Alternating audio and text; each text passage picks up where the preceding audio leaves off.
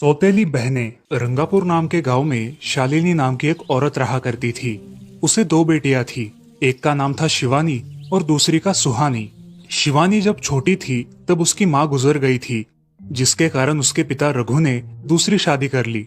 मगर उनका भी कुछ सालों में बीमारी की वजह से देहांत हो गया और इसी वजह से शिवानी के मन में उसकी माँ और बहन के प्रति प्रेम उत्पन्न नहीं हो पाया।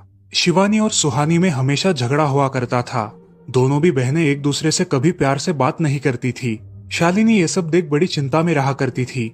ऐसे ही एक दिन, शिवानी सुहानी, चलो आ जाओ, खाना खा लो। हाँ माँ, आई। हाँ माँ, मैं भी आई। ऐसा कहकर दोनों बेटियां वहां आ जाती है और देखती है तो उनकी माँ ने उन दोनों के लिए गाजर का हलवा बनाया था। वो देख सुहानी और शिवानी बहुत खुश हो जाती है। माँ, तुमने ये हलवा मेरे लिए बनाया है? मुझे बहुत पसंद है। मुझे पता है कि मेरी दोनों बेटियों को हलवा कितना पसंद है, इसीलिए तो मैंने तुम दोनों के लिए हलवा बनाया है। और मेरे लिए माँ? अरे हाँ बेटी, मैंने तुम्हारे लिए भी बनाया है। चलो अब जल्दी से खा लो, तुम दोनों को कॉलेज भी तो जाना है ना। जी माँ, मैं ये कटोरी ले लूँ? मुझे जल्दी पहुँचना है कॉलेज में। हाँ ले लो। और सुहानी, तुम ये वाली कटोरी ले लो। जी माँ। दोनों भी हलवा खाती है और एक दूसरे की ओर बहुत गुस्से से देखकर वहां से दोनों भी कॉलेज में एक साथ पढ़ा करती थी। फर्क सिर्फ इतना था कि शिवानी 3rd ईयर में थी और सुहानी 1st ईयर में। उन दोनों में 2 साल का अंतर था। फिर भी दोनों में हमेशा नोकझोंक हुआ करती थी, जैसे कि वो दोनों एक दूसरे की दुश्मन हो। ऐसे ही एक दिन, दीदी, मेरे कॉलेज की ट्रिप जाने वाली है। तुम्हारी भी ट्रिप जाने वाली है क्या? हाँ, मेरी भी जाने वाली है, मगर मेरा जाने का मन नहीं है। क्यों दीदी? क्योंकि वहाँ पे तुम हो।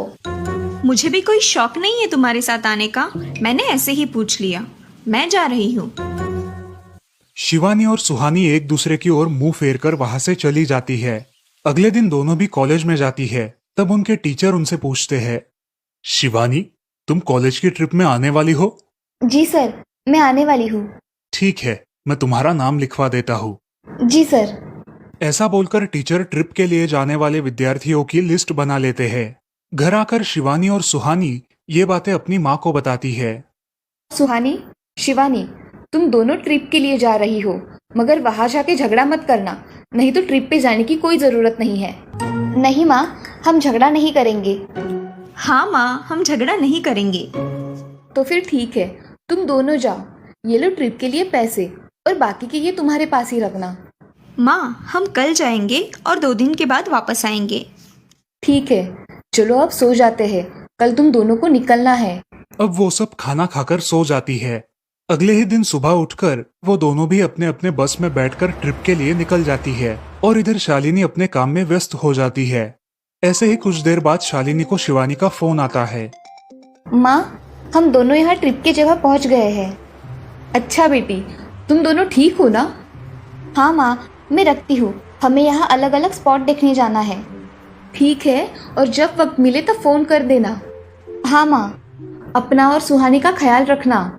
हाँ माँ। फोन रखने के बाद शिवानी और उसके क्लास के सारे दोस्त वहाँ की एक जगह देखने जाते हैं। सुहानी भी उसके क्लास के साथ एक दूसरी जगह देखने निकल जाती है। सारे बच्चे एक साथ घूमकर वापस आते हैं।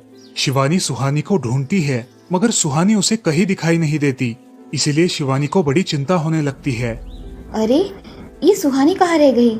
इसका तो कुछ भी पता नहीं, कहाँ ढूंढूं इसे?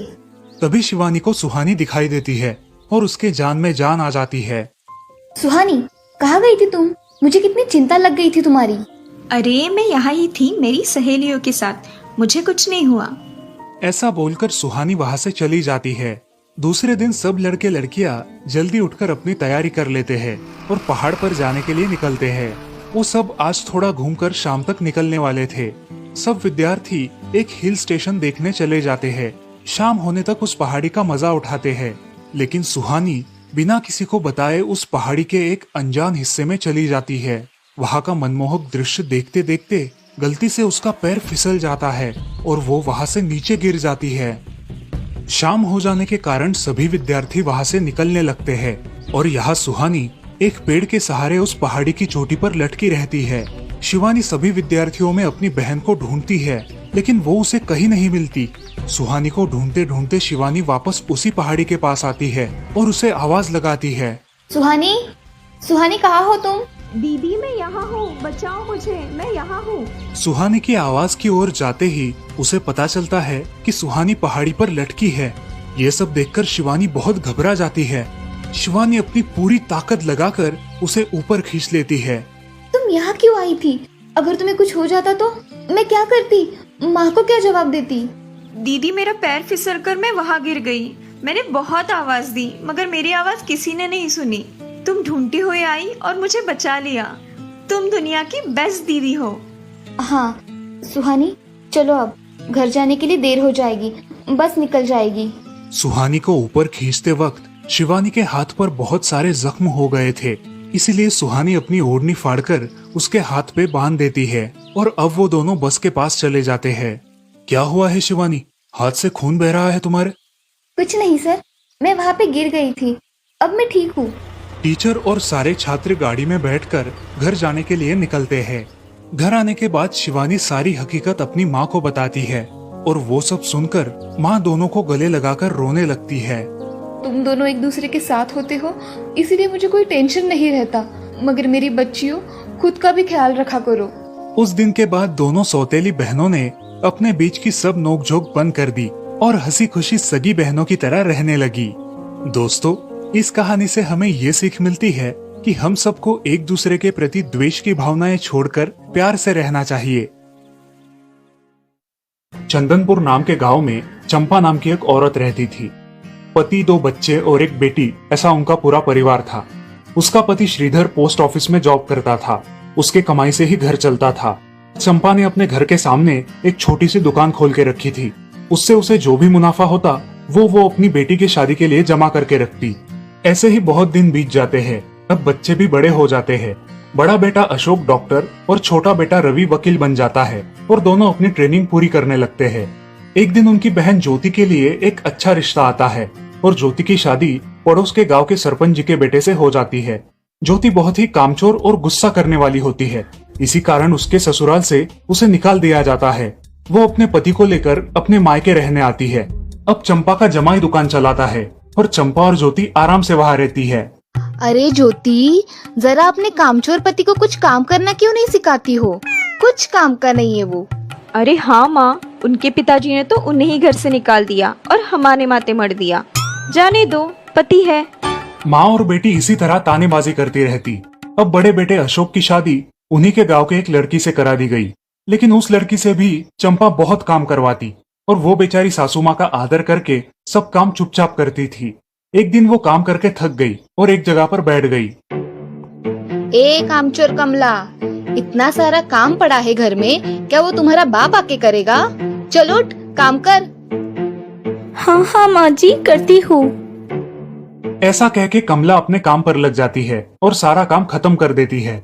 चंपा अपने बेटे अशोक से घर आने के बाद चुगलियां किया करती थी।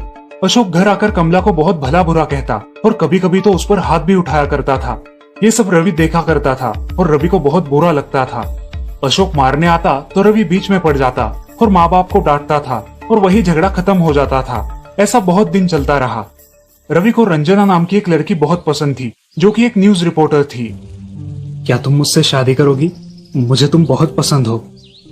हाँ, मगर रवि, तुम्हारे घर में तुम्हारी माँ का बर्ताव मुझे बिल्कुल पसंद नहीं है, इसीलिए पहले तुम इसका कोई हल निकालो। अरे रंजना, मैं हूँ ना तुम्हारे साथ, तुम्हें टेंशन की क्या बात है? मगर रवि, तुम भी अगर मुझे मारने पीटने लगे तो मैं तुम्हें कोर्ट में खींचूंगी। अरे हाँ बिल्कुल, वो तो तुम्हारा अधिकार है। अगले दिन रवि अपने घर में रंजना के बारे में बताता है। रवि की माँ चंपा उसे साफ मना कर देती है। रवि, तुम्हें कुछ समझ आता है या नहीं? अपनी बिरादरी की लड़की से शादी करो बेटा। इस घर में ये आखिरी शादी है और मेरे भी कुछ अरमान है बेटा। अजय, आप कुछ कहते क्यों नहीं?